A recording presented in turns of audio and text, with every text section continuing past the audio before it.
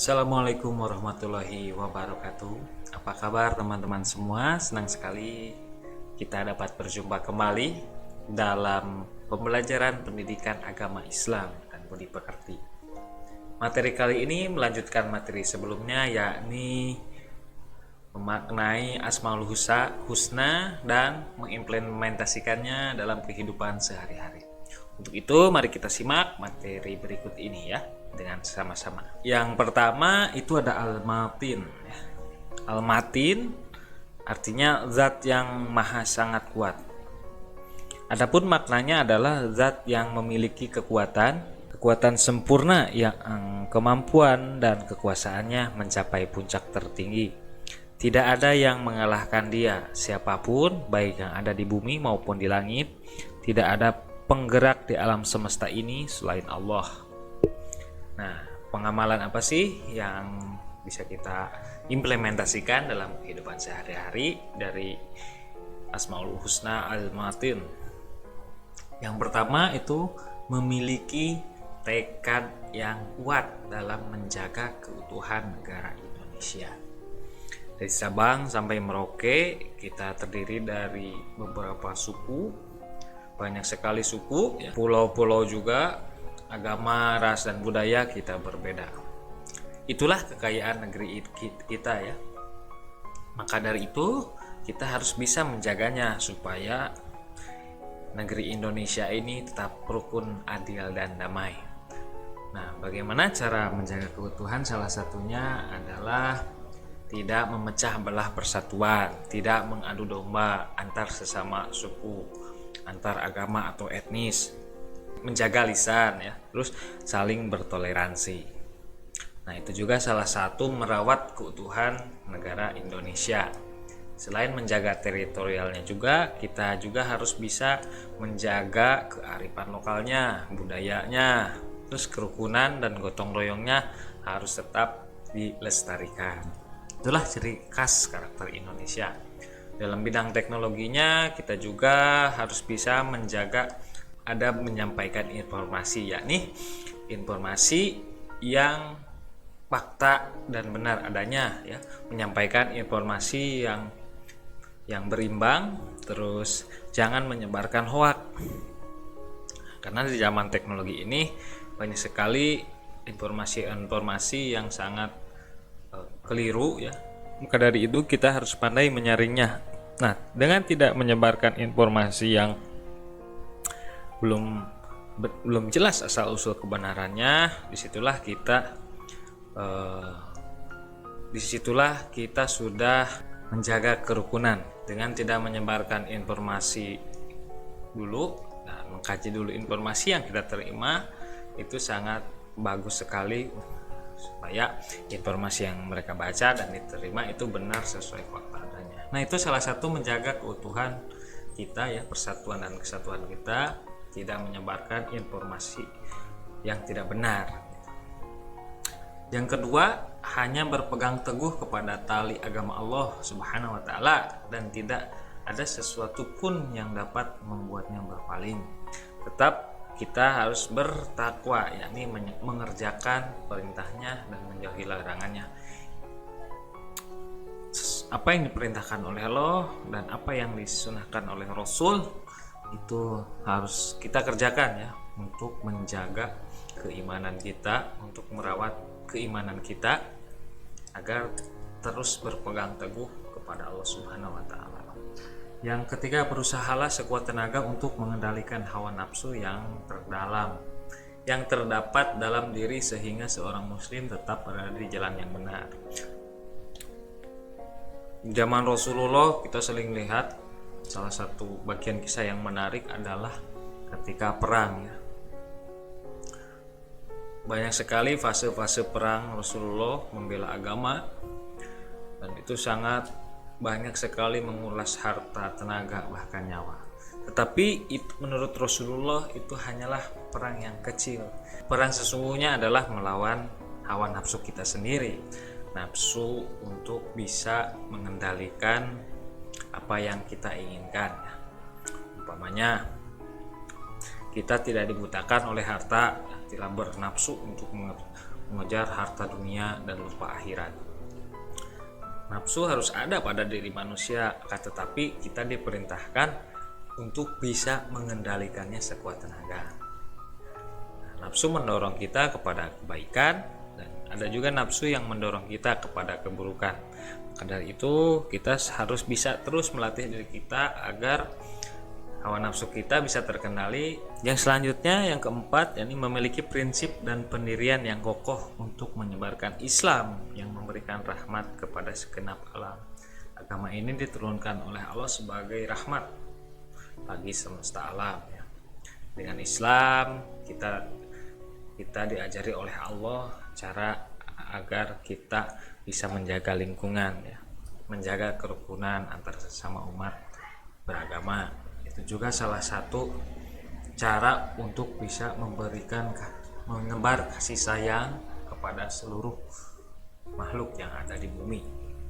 Ini dengan menjaga lingkungan dan menjaga kerukunan antar sesama umat beragama. Baik, itulah tentang Al-Matin ya. Yang selanjutnya ada Al-Adl. Artinya yang Maha Adil. Maknanya adalah bahwa Allah Subhanahu wa taala suci dan bersih dari berbuat zalim dan menentukan secara zalim. Dialah zat yang memberikan orang yang berhak sesuai dengan haknya, zat yang meletakkan segala sesuatu pada tempatnya, tidak ada yang keluar darinya selain keadilan. Allah itu Maha Adil ya. Nah, apa sih pengamalan kita dalam kehidupan sehari-hari tentang Asmaul Husna Al-Adl ya? Yang pertama itu memberikan perlakuan yang sama kepada semua orang dalam pergaulan sehari-hari. Kita lahir di lingkungan masyarakat, tentunya terdapat banyak perbedaan pemikiran ya, perbedaan dari segi harta, perbedaan dari segi karakter, perbedaan dari segi warna kulit, bahkan mungkin perbedaan dari segi agama dan suku. Nah, kita tidak boleh saling membedakan satu sama lain. Artinya kita harus bisa menempatkan diri kita untuk bisa bergaul dengan semua orang. Jadi yang kaya dengan yang miskin, jadi tidak boleh membedakan, oh ini si kaya, oh ini si miskin ya. Tetap mau kaya mau miskin di hadapan Allah semua manusia sama. Jadi tidak boleh membeda-bedakan satu sama lain. Kita harus tetap rukun dan bergaul dengan sesama teman kita dan saling mencurahkan ide dan gagasan untuk membangun peradaban. Yang kedua, menetapkan hukum yang sama kepada siapa saja yang bersalah. Tidak menerapkan seperti yang dikatakan pepatah, tumpul ke atas, tajam ke bawah. Di dalam mengadili perkara atau mengadili sesuatu, kita harus sesuai dengan perkaranya ya. Tidak boleh memandang, oh ini orang kaya, oh ini anak pejabat, kita kasih hukumannya yang ringan ya, karena bapaknya pejabat. Nggak boleh. Tetap siapapun yang salah, itu hukumannya harus disesuaikan dengan apa yang berlaku ya. Hukuman disesuaikan dengan yang berlaku, sesuai aturan yang berlaku. Jadi tidak boleh memilah terhadap apa yang akan diputuskan. Yang telah diputuskan itu harus berdasarkan juga kajian ya, telaah yang lebih mendalam untuk memutuskan suatu perkara sehingga dirasa cukup adil dalam memutuskan satu hukum. Yang selanjutnya, yang keempat, jadilah bagian dari solusi bukan bagian dari masalah untuk mendapat ketenangan dan kedamaian dalam hidup. Jadi kita harus tampil untuk memberikan sebuah solusi terhadap permasalahan yang terjadi di sekitar kita. Umpamanya ada yang membuang sampah sembarangan, kita jangan ikut-ikutan juga membuang sampah sembarangan, tapi buatlah tong sampah. Kemudian setelah ada tong sampah di tempat itu, maka mungkin semua orang nanti akan buang sampah ke tong sampah yang sudah kita buat gitu. Beda dengan tidak ada media untuk membuang sampah. Itulah salah satu, kita memberikan salah satu solusi alternatif tentang pengendalian sampah yang berada di lingkungan sekitar kita, yakni membuat kantong sampah gitu ya. Kemudian setelah itu kita mengolahnya. Nah, sesuai dengan mengolahnya, baik itu yang organik maupun yang tidak organik. Nah, ini merupakan suatu solusi terhadap permasalahan yang sedang dihadapi di sekitar kita. Maka jadilah orang yang memberi solusi, bukan orang yang menambah masalah. Yang selanjutnya, yang kelima, tidak melakukan keberpihakan ketika menjadi seseorang yang dipercaya untuk memutuskan suatu perkara dan suatu yang lainnya.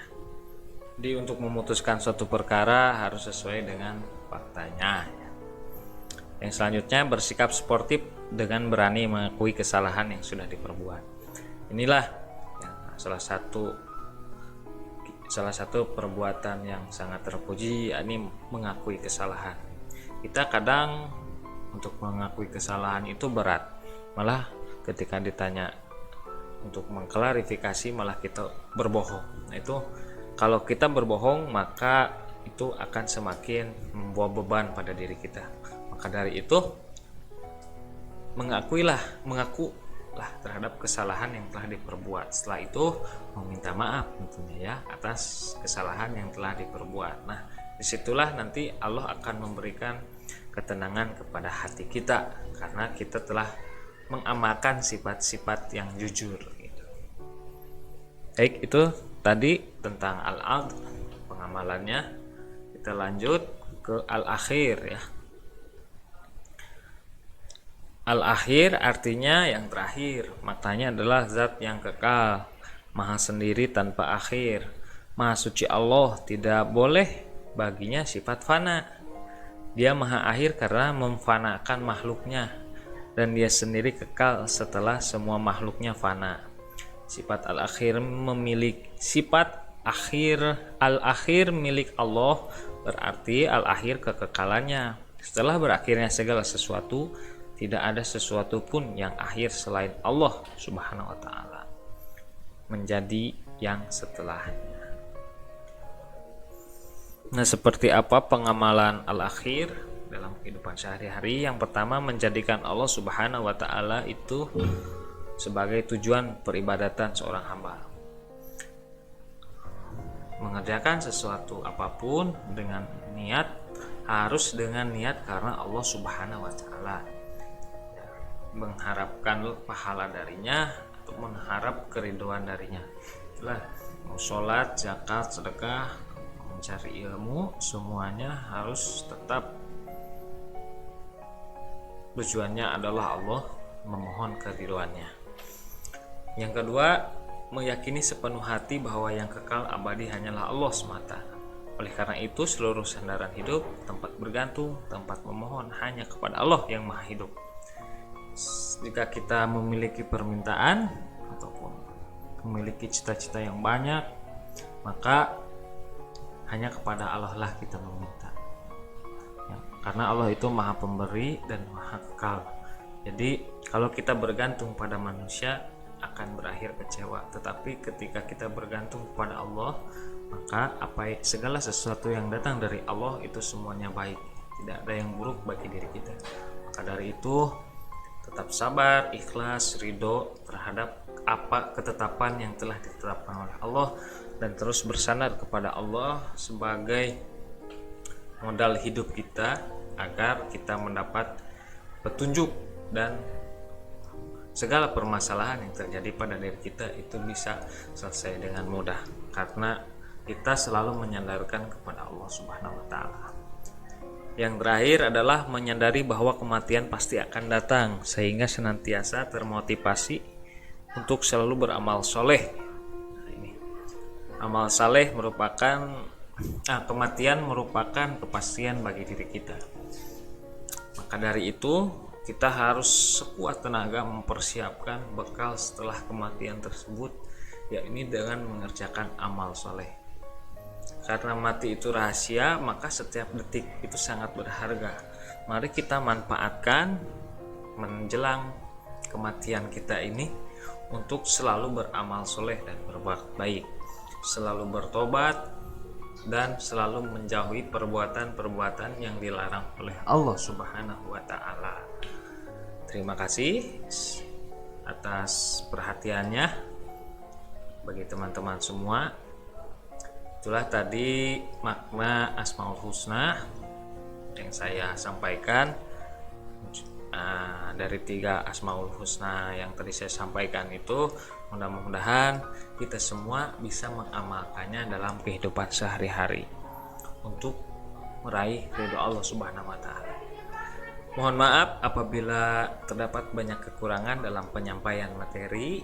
Kalau ada kritik dan saran, silahkan tulis di kolom komentar.